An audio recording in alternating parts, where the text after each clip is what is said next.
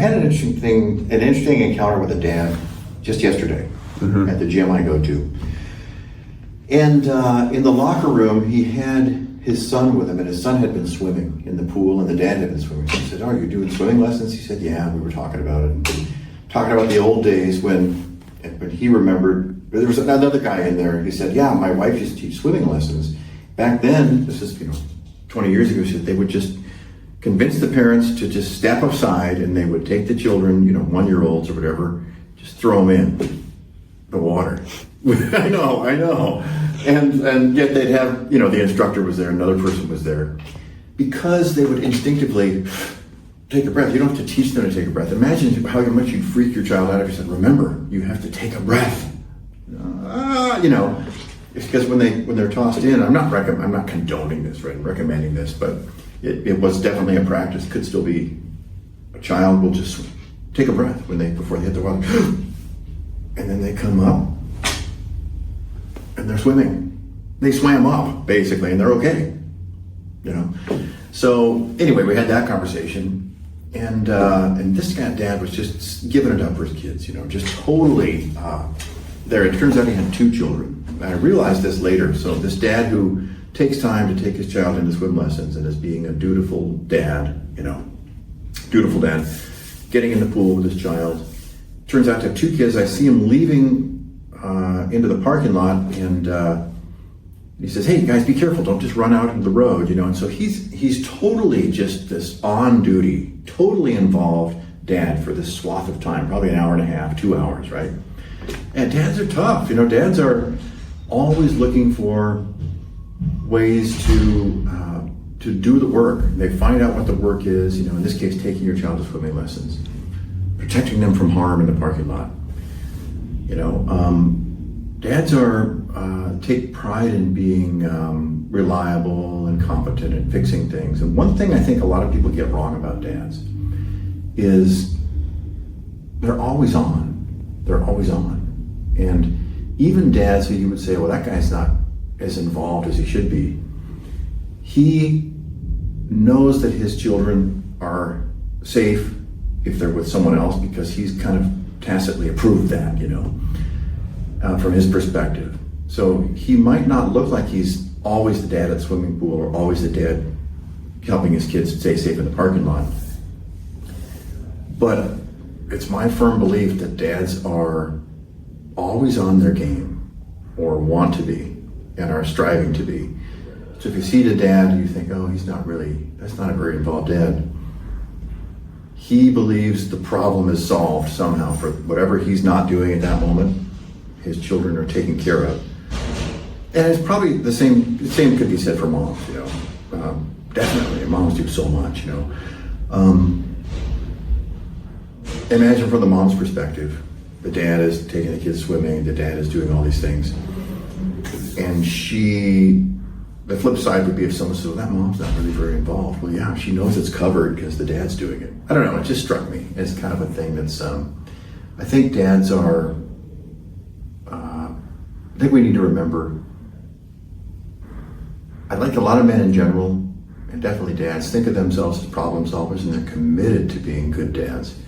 It might not look like this guy is a great dad, but who are you to judge that, right? It doesn't. There's always a relationship behind the scenes that we don't ever see. And when I'm talking to educators about getting dads more involved at their school, one of the things I like to emphasize is, I say this question, I say, can anyone remember a dad who came in and maybe he was looked sort of roughly hewn or talked in a way that you found to be not offensive, but sort of off-putting, or maybe he was too gruff for your taste or something, and there he was, this dad comes in and he comes into say a Head Start center or a elementary school, whatever it is, and we might judge him as educators, say, "Oh, this dad, how could this guy, this guy is, how could this guy possibly be a good dad?" But what we don't see is, or what we don't remember is, who cares what you think? It's not your relationship, right? That's the first big thing. And secondly, at home that night, you're going to see a dad who may be sort of gruffly spoken or a rough-hewn kind of guy, that just doesn't fit your model of a dad, you would see him probably reading to his child, telling a story, and you might even see the same dad talking to his child or saying goodbye at school, and it's a totally nurturing experience. So if you wait long enough, and you might only have to wait 20 seconds, you will see the nurturing side of a dad. I used to use the example of, okay, I used to joke and say, so, you're at school and here comes the biker dad, right? He's covered with tattoos from head to toe, and he's really this kind of macho guy, and he's man, how frankly foolish it would be for anyone to judge this person for anything, right? But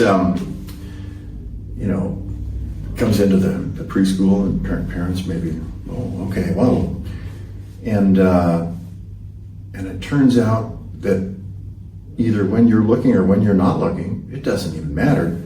This guy's the most nurturing, playful, loving dad.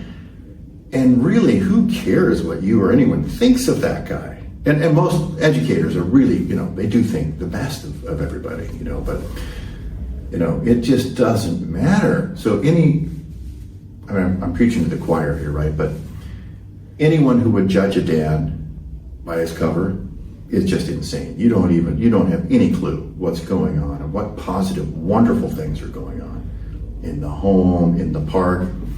That this guy who, might be sort of strident in his communication, that's great, is very soft-spoken and very loving and very nurturing in his relationship with his child. The only person that matters to what he's like is his child or his children, right? And his family, his wife if he's married, but dads are tough creatures, and they always want to have to solve the problems or make sure that it's taken care of. And about the time you think you've got a dad figured out, just assume you're dead wrong. If it's anything negative.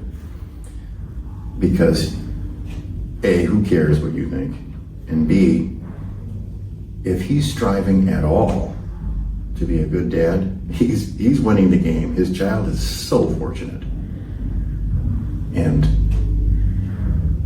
all is right with the world. Wow. Yeah. Yeah. I notice a lot of guys too. They're kind of, some people just are shy in public, for example, with their kids. Or they don't want to but yeah, then they'll go home and they're just softies. Yeah, or, why is that? Look, all these other parents are involved. He's not. Why isn't he involved? But he is involved. Because everyone can be involved in different ways. Tenfold,